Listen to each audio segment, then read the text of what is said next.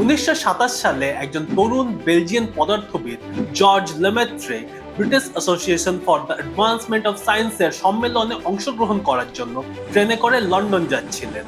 যাত্রাপথে আইনস্টাইনের general theory of relativity নিয়ে ভাবার সময় তার মাথায় এমন একটি আইডিয়া আসে যা আমাদের বিশ্বের সৃষ্টির রহস্যকে উন্মোচন করে দেয়। আইনস্টাইনের থিওরির মতে আমাদের মহাবিশ্ব প্রতিনিয়ত প্রসারিত হচ্ছে। জর্জ এই তত্ত্বের ওপর ভিত্তি করে একটি সিদ্ধান্তে পৌঁছেছিলেন যে আমাদের মহাবিশ্বের সমস্ত কিছু এক সময় একটি অসীম ঘন বিন্দু থেকে আবির্ভূত হয়েছে। এটি ছিল বিগ ব্যাং ধারণার ভিত্তি। Welcome to Bong formation. আমাদের আজকের টপিক হলো বিগ ব্যাং। কিন্তু বিগ ব্যাং কি? আজ থেকে 13.8 বিলিয়ন বছর আগে সমগ্র মহাবিশ্ব একটি সিঙ্গুলারিটি হিসেবে বর্তমান ছিল।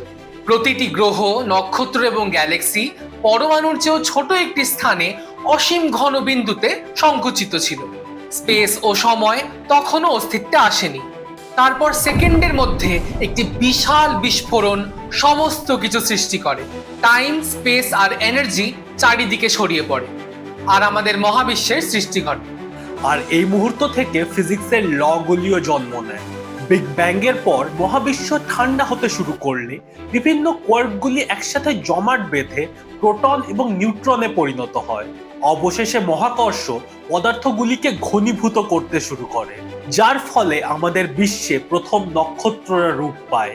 এই ঘটনাকে বলা হয় কসমিক ডন। এই নক্ষত্রগুলি ছিল আকারে বিশাল এবং স্বল্পস্থায়ী এবং এদের কেন্দ্রে কার্বন এবং অক্সিজেনের মতো ভারী মৌলগুলি উৎপন্ন হয়। আর যখন তারা সুপারনোভা বিস্ফোরণ ঘটায়, এই ভারী মৌলগুলি মহাবিশ্বে ছড়িয়ে পড়ে, যা ভবিষ্যতের নক্ষত্র এবং গ্রহগুলির জন্য বীজ হিসেবে কাজ করে। বিগ ব্যাং এর সবচেয়ে দৃঢ় প্রমাণ হলো কসমিক মাইক্রোওয়েভ ব্যাকগ্রাউন্ড বা সিএমবি। আপনি নিশ্চয়ই ভাবছেন সিএমবি কি? এটি হলো বিগ ব্যাং এর আফটার গ্লো বা মৃদু আভা। বিগ ব্যাং এর 3,80,000 বছর পরে মহাবিশ্ব যথেষ্ট ঠান্ডা হয়ে যাওয়ায় প্রোটন এবং নিউট্রনগুলি একত্রিত হয়ে হাইড্রোজেন পরমাণু গঠন করেছিল। এর আগে মহাবিশ্ব ছিল একটি উত্তপ্ত অস্বচ্ছ ঘন প্লাজমা, যেখানে আলোর কণাগুলি ইলেকট্রনগুলিতে বিক্ষিপ্ত হতো, যার অর্থ কোনো আলো স্বাধীনভাবে ভ্রমণ করতে পারত না।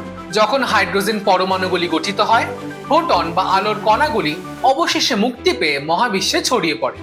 এই আলোর কণাগুলি মহাজাগতিক প্রসারণের কারণে কসমিক মাইক্রোওয়েভে পরিণত হয়েছে, যা আধুনিক যন্ত্র দিয়ে শনাক্ত করা যায়। 1965 সালে আর্নো পেনজিয়াস এবং রবার্ট উইলসন প্রথম সিএনবি শনাক্ত করেন বেল ল্যাব, নিউ জার্সিতে। এরপরেই বিগ ব্যাং তত্ত্ব বৈজ্ঞানিক জগতে সম্মতি পায়। কিন্তু এই প্রশ্নটি বারবার উঠে আসে যে বিগ ব্যাং এর চূড়ান্ত পরিণতি কি হবে। সেটি নিয়ে বিজ্ঞানীরা কিছু সম্ভাবনা ভেবে রেখেছেন। বিগ ব্যাং এর চূড়ান্ত পরিণতি নির্ভর করে প্রসারণ শক্তি এবং মহাকর্ষের ভারসাম্যের ওপর। আধুনিক প্রমাণ অনুযায়ী মহাবিশ্বের সমাপ্তি হবে বিগ ফ্রিজ বা হিট ডেথের মাধ্যমে, যা একটি অনন্ত শীতল প্রাণহীন অবস্থা, যেখানে স্পেস অনির্দিষ্ট কালের জন্য প্রসারিত হয়, গ্যালাক্সিগুলি আলাদা হয়ে যায়, নক্ষত্র নিভে যায় এবং ট্রিলিয়ন বছর ধরে ব্ল্যাক হোল বাষ্পীভূত হয়ে ক্ষীণ বিকিরণ এবং বিক্ষিপ্ত কণার একটি মহাসাগর রেখে যায়। আর একটি তত্ত্বের মতে যদি ডার্ক এনার্জির বিকর্ষণ শক্তি বৃদ্ধি পায়, তবে মহাবিশ্ব বিগ রিপের মুখোমুখি হতে পারে, যেখানে গ্যালাক্সি, নক্ষত্র এমনকি পরমাণুও একটি মহাজাগতিক টানে ছিন্ন ভিন্ন হয়ে যাবে।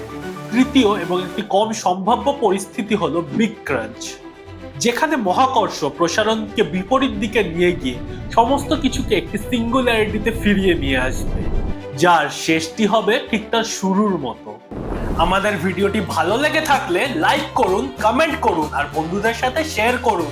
আর আমাদের চ্যানেলটি সাবস্ক্রাইব করতে ভুলবেন না। আমরা খুব তাড়াতাড়ি আসবো আরো একটি নতুন ভিডিও নিয়ে।